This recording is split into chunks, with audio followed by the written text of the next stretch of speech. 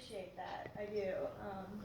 You're, I can already tell you're just one of the sweethearts. So we're kindred spirits. Hi, my name is Alexi. I am an alcoholic and I am an addict. Hey, I'm Alexi. nervous as fuck right now, but I love each and every one of you, which gives me a little peace. I volunteered because there are some secrets in my past that I don't feel comfortable talking about, and I'm going to let them go here. And you might hear me get a little upset about this because I'm scared to death.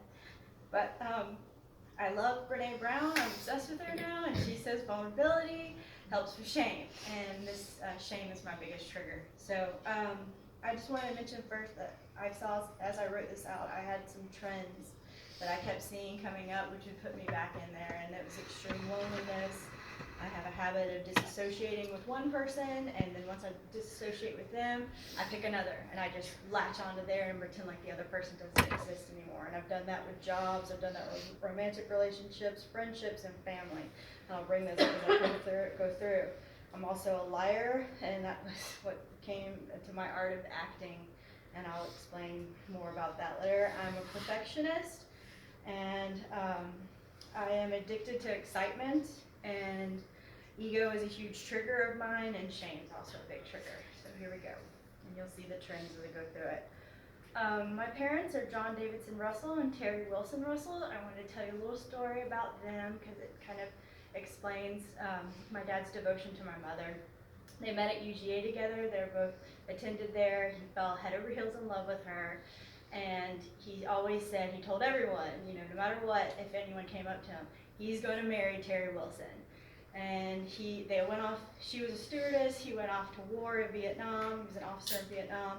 And when he came back, he helped her move from New York down to Miami, and it broke his heart because she eloped with another man from Florida and had my two sisters, Danielle and Lauren. And I call Danielle Danny, so if you hear me say Danny, that's who I'm talking about.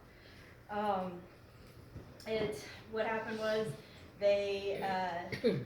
that father ended up being abusive and an alcoholic, and my mom started writing letters to my dad. And so he knew things were bad. He was actually a House representative of Georgia, and he was in the Capitol, and my uncle-in-law on my mom's side was in the elevator with him, and the way they tell the story, I don't know if this is exactly what happened, but my uncle told him that, hey, Terry's going through a divorce.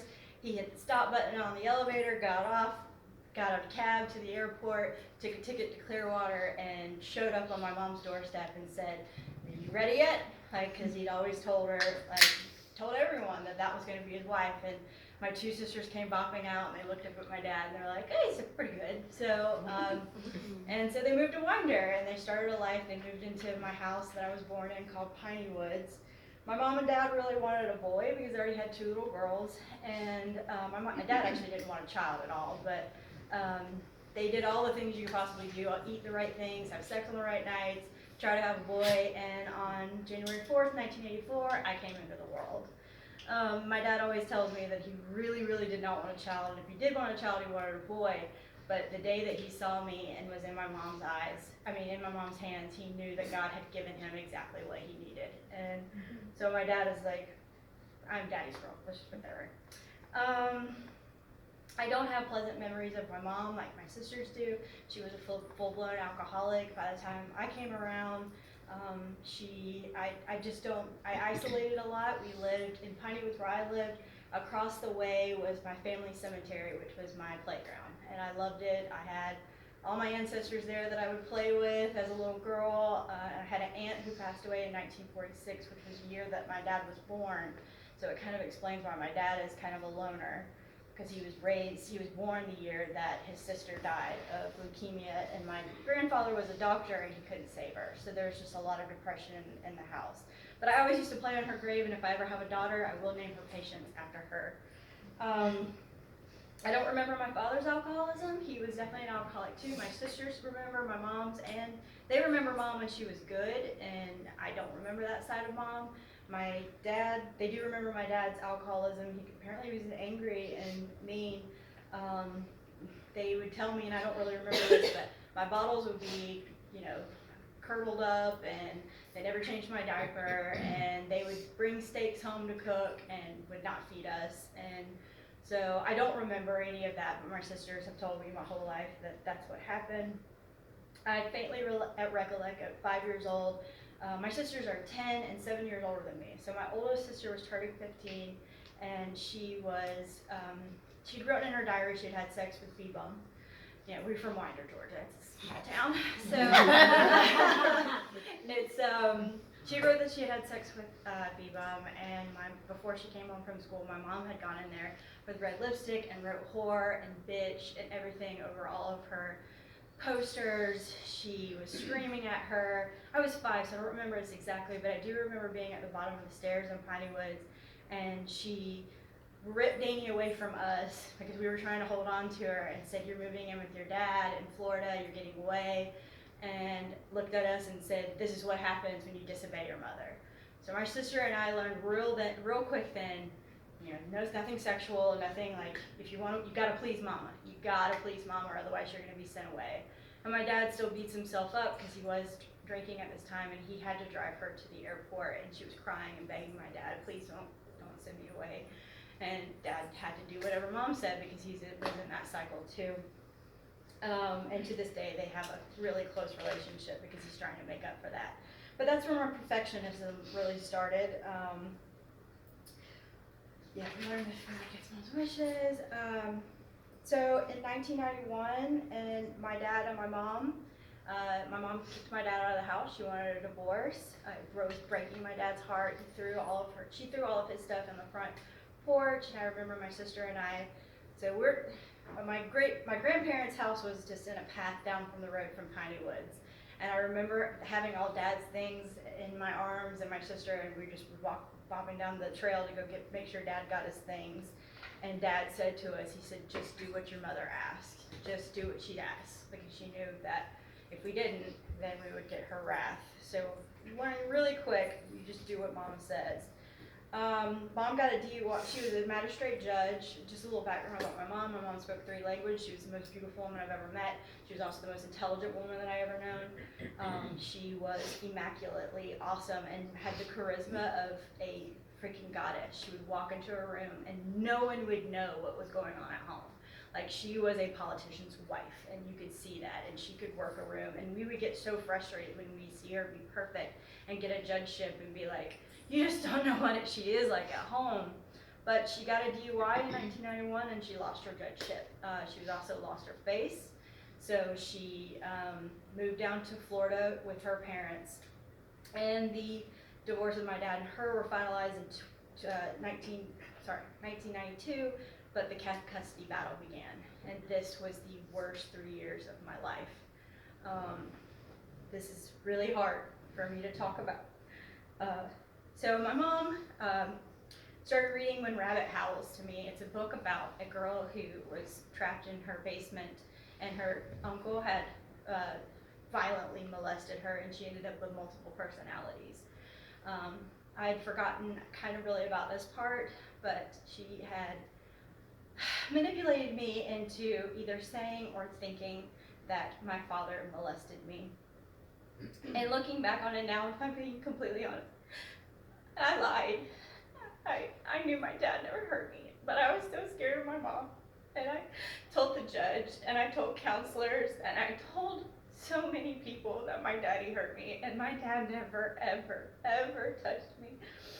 And I have lived with that shame and that embarrassment for my whole life, because he is the most wonderful man in the world to me, and I can't forgive her, and I can't forgive myself yet, and I want to.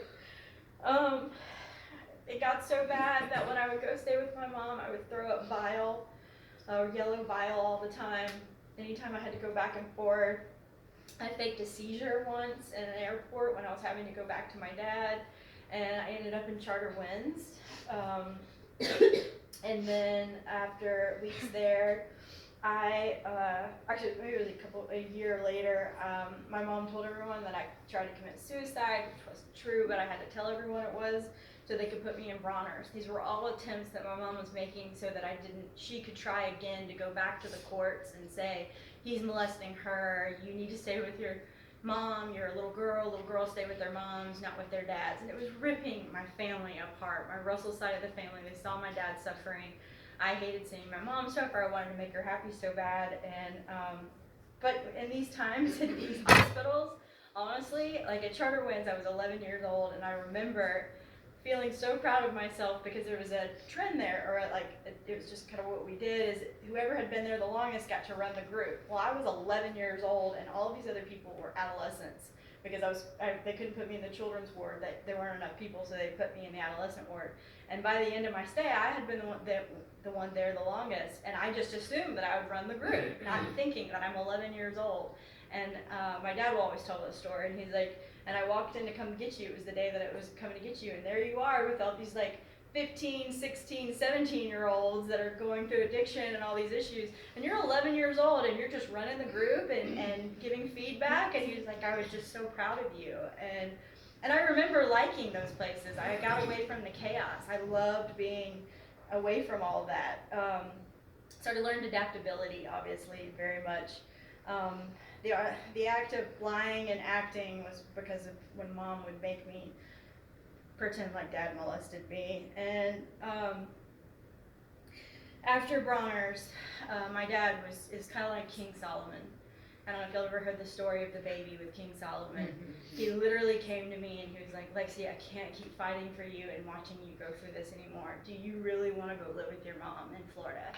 And I was like, yes, I just wanted it to stop. I didn't care what would happen. And so Dad said, okay, I'll give your mom custody of you. So that was in 1994. But then the truth set in. As soon as Mom had custody of me, she did not give a fuck about me. She'd put my sisters through hell trying to get them to testify in court. Actually, while I was doing this, I was looking up an article for her DUI. And I found an article that one of her attorneys had put in the Tampa Bay News about me. And the attorney was devastated because she thought this little girl was going back to her father who had molested her. And it was like mind fuck. It was from 1994, and I could not believe I found this article. But my mom would use everything she possibly could, and she could trick anybody into thinking that she was right. And so there were a lot of adults along the way that really lost their mind too. But when I went to go live with Mom, thank God my grandmother lived next door to me, my mom's mom, and she knew how bad my mom was, so she put me up in a Catholic school. It's called Blessed Sacrament. It was the school that raised me. During this time, like I just basically put everything into school. I was in every activity that I could. I wasn't a Catholic. I was a Protestant. I was the only Protestant in the school. But they completely accepted me. If you asked me if I had a good life, I would tell you I had a good life. Yeah, Mom was just like destructive at home, but for the most part, I had so many good things in my life that I didn't focus on that. I truly was happy and felt well adjusted. There were times though when her drinking, well, this is just progression over the 3 years that I was there. One day she was driving me to school, which she usually never did, but she was so drunk on the way in, it was the car rider line, and she almost hit the kids. She was so drunk on the way there. And that night I was in a play, and I was the lead in the play. And I told Mom, I was like, Mom, please don't come, just go home and sober up, like I'm already embarrassed enough. And that night when I was out on stage, I look out and my mom showed up, perfect, beautiful, all her makeup on, sober as a judge, saying hi to all the parents. How she knew them, I have no fucking idea. But it was just like, there she is again. Like, she can just do this. How the fuck can she do this? Just stay away. My father always made visitation arrangements. He always paid child support on time, and he would go out of his way to he took my dad and my uncle have a private plane, and he would fly down just to have lunch with me. He really wanted me to come back home, but I felt like I had to take care of my mom. I mean, there were definitely nights that I had to pick her up off the floor. She would pee on me. It just sucks. If anyone's had an alcohol parent, I'm sure you understand. There was one time that I was asking for attention. I do have some attention-seeking behaviors, and I didn't try to commit suicide, if I'm being completely honest. I took a bunch of her Dexatrim pills, And when she came in, she saw me and I was crying on the bathroom floor. And I think I'd poured some out or something, so she thought she did it. So she went back to her bathroom and grabbed a whole bunch of pills and poured them on top of my head and was like, if you're gonna do it right. So, and she would always tell me when I would cry, stop looking for attention, stop looking for attention. And that affects me now today, because when I cry in front of people, I'm so afraid everyone's just thinking that I'm looking for attention. I did a lot of artwork in middle school, but she would rip them off the wall. She was the best artist that I've ever seen in my entire life. That woman, it didn't matter what her medium was, she could do watercolor, she could do oil, she was fan-fucking-tastic. And when I started drawing, she would just say, like, this is poor work, and she'd rip them off the walls. So I stopped drawing and I stopped painting pretty much then, because I didn't want to make her mad. I thought maybe she was jealous or something. I don't know. Whatever it was, I didn't draw anymore. She would make comments about how my sister was prettier, smarter. She would get mad at me about something, and so she'd take all my pictures down and she would leave my other sister's pictures up. And Lauren hated this. I've talked to her since then. Lauren and I are the closest of my two sisters, and she hated this, that she would use Lauren to hate either Danny or me. She hated Danny much more than me. But I realized I started getting a resentment for my sister Lauren, and I loved my sister Lauren more than anything. So in order to not resent her, I realized that Mom hated Danny, so we could hate Danny, and we love Lauren. So I made my sister Lauren my idol. And this is part of where I start disassociating somebody and moving to somebody else. And it still strains me and Danny's relationship till this day, because I just latched on to Lauren and made her my idol and pushed another sister out. And I also did that with my parents, whereas like I either loved my daddy or I loved my mommy. I could never do both. And so by 1997, I was 14. Mom has a trend. When you hit your womanhood benchmark, she don't want anything to do with you anymore. With Lauren, she was 14 when Lauren chose to move out with one of her friends. Danny was kicked out when she was 15. I told that story. And I was 14 here, and Mom and I had gotten into an argument, and she started chasing me around the house. If y'all know what these are, like the little cutting board things where you can cut pieces of cardboard or papers. Anyway, so it's totally ridiculous, but she picks up this big ass board and starts chasing me through the house, and I'm just like, at first I ran, it was my instinct, and we had a sunroom that was a step down, and she was running off the sunroom, she plopped down, and she fell on the clipboard, and I think it maybe like cut her or something, and she looked at me, and she's like, look what you made me do, oh my god, and I laughed at her. I was like, you look pathetic, Mom. I'm like, this is ridiculous, I didn't do shit, and she couldn't handle that at that point. And I was like, you know what, I'm probably gonna move in with Dad next year. I was going to high school, I was like, this is it. And she told me, she's like, if you do that, then you're dead to me. And so I went back and forth. I had a couple more weeks of middle school, but I called Dad and told him, and he's like, you need to come home, you do. And so a couple weeks, I got my graduation, my dad showed up, he said, it's time to go home. I said, all right, and we had to use the police to go get my stuff out of there, and Mom told me one more time, you know, if you leave, then you're dead to me. And she followed through. I never talked to her again after that, except maybe like 4 or 5 times. She never called me on her birthday. Honestly, she died in 1997 to me, and that was it. And I was okay with that. I disassociated her as a parent and brought in my dad. And then that's just another trend of where I did that. I started off at Wandabera High School, and that's where my alcoholism and my addiction to excitement definitely got in. My dad had felt really guilty about the shit that I went through with my mom, and I used that to my advantage. I don't know if it was consciously or subconsciously, but we had a 900-acre farm, and there was a big-ass barn in the middle of it.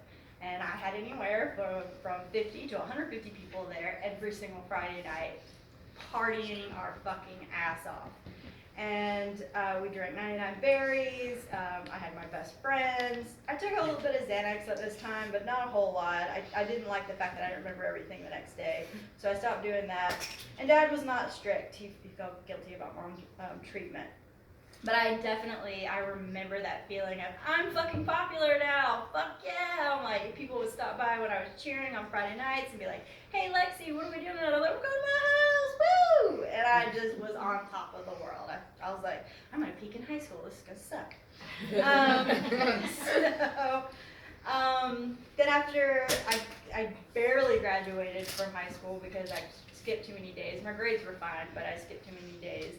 And the only school that I could get into was Georgia Southern on a probation basis. This is the first place that I ever felt the desperate loneliness, other than when I was a child and with my mom. But I was alone in my own apartment, and I just remember sitting there like, nobody wants to hang out with me, nobody wants to do anything. I have to get a friend, I have to do something. And I don't know, like I remember that deep feeling. I was smoking weed every day. I went out every single night to party. I would sleep with a new guy every time I went out every night. I never went to class. I got my first DUI. Oh, in 2003, my mom dies. And my sister called me and said, you need to get up here. She's doing bad. And I was like, well, shit, I'm not going. I don't want to. I'm like, she died to me, and we're done. She's like, will you please just come up for me? So I did. I went to go visit mom. She was in the St. Pete hospital. I remember walking into her room, and I remember seeing her completely yellow, jaundice from she had cirrhosis of the liver. And I went to hug her, and I cried, and I couldn't believe I was hugging her because to me she was dead. And it was like all those feelings from being a little girl came back to me, and I was just like, I don't want to love her anymore. Like, God, please don't make me love her anymore. And then she made it very kind of easy for me because she would always use against me that I'm a Russell. She hated the Russells. The Russells are a very important family, and I mean successful family, I should say. And so she was jealous of that. And I asked one of the nurses if I could move her to another room because one of the other women there kept coughing through all the night and she couldn't sleep.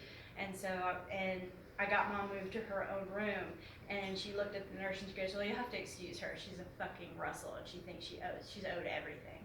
And that was the last thing I heard my mom say. She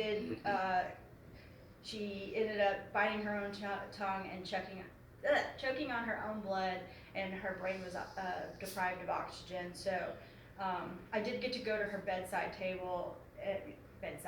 and tell her how I felt about everything kind of at the end, but I knew she was a vegetable. She wasn't there. But this was 19, and this is one of the years I kind of fucked up the most. So I was at Georgia Southern. That's when I was going out every night. I was sleeping with a new dude every night.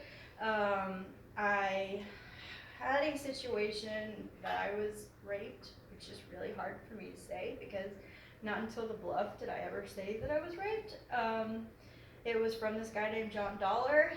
I had got him to come to my apartment. I was drunk. We both were drunk. And I was going to sleep with him, but he took me by the throat and he threw me on the ground and he said, I know you like it like this. And I begged him, no, please. I was like, stop. If anything, we just need to slow down and you need to stop. And he's like, no, I know you like it. And he finished and he got up and he walked out. And I never talked about that with anyone until I went to the Bluff.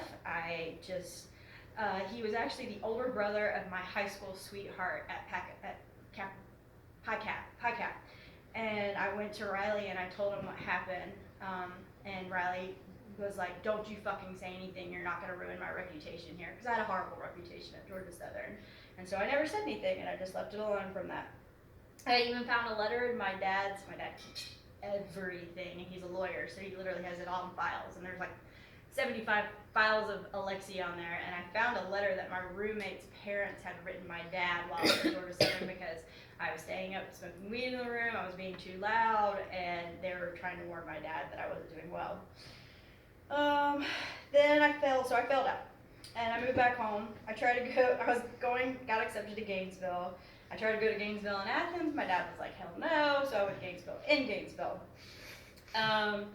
Within that time that I moved back, I got possession of marijuana with my boss outside of the Mall of Georgia because that seems like a great idea to smoke in your car. I partied every night when I was at Gainesville, but I refused to fuck up my grades, and I did get A's and B's the whole time that I was there. I applied to UGA after I finished my core classes, and I was rejected.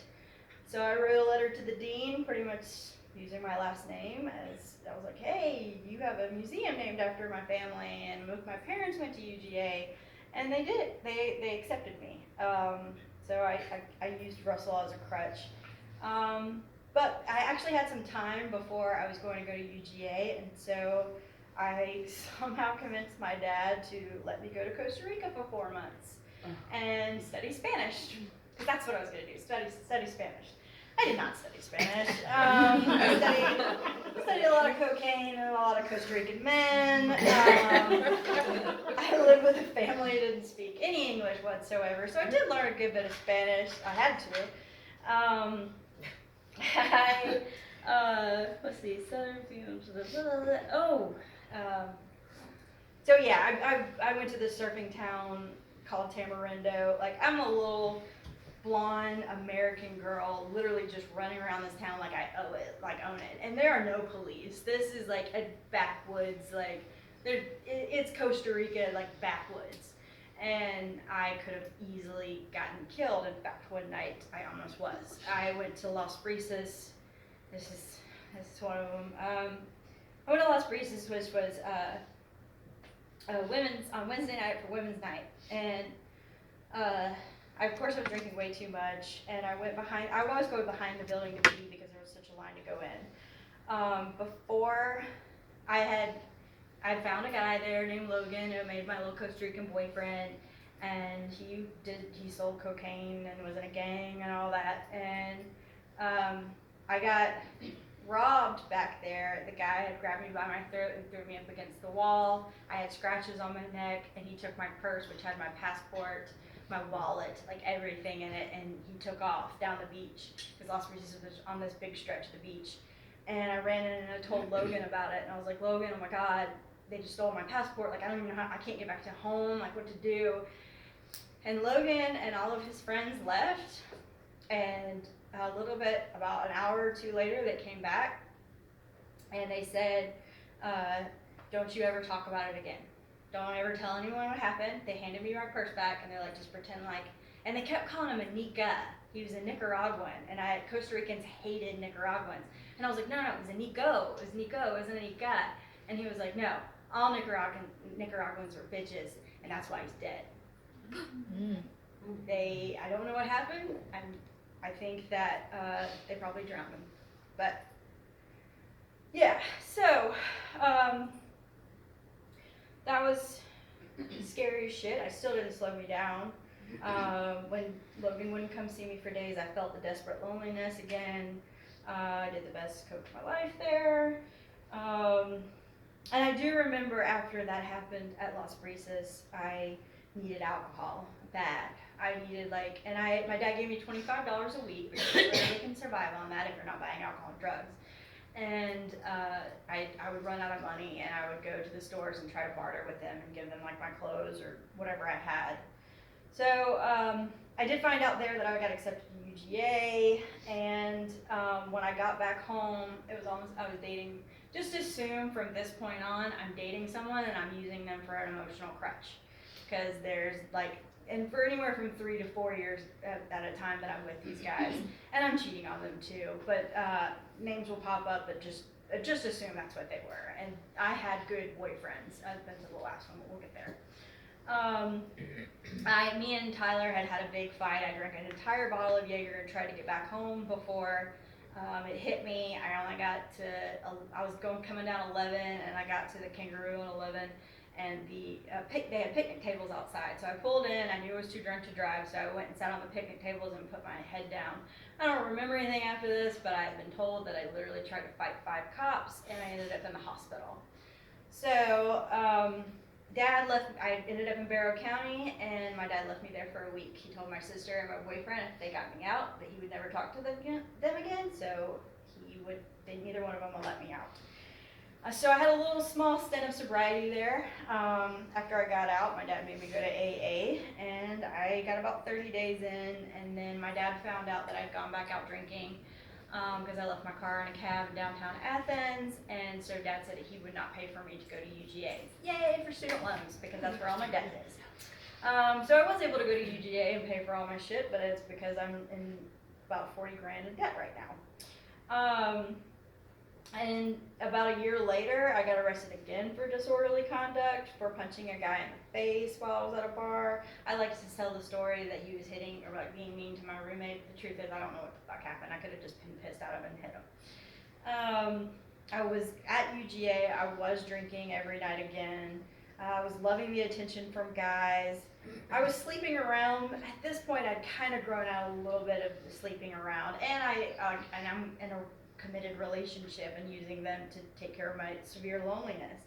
I had addiction to excitement. Again, like I loved going downtown. I loved not knowing where I was going to be when I woke up. Like I just liked that idea of going out there and just doing whatever the fuck I want. My friends would hate it because I would always get separated from them, and I would do it on purpose so that they couldn't tell me what I was doing. And I was known as the girl that you're gonna miss her, you're gonna lose her by the end of the night. She's gonna do whatever she wants. And while I was at UGA, I don't know what exactly happened here. The police found me passed out in the cab of a guy's truck.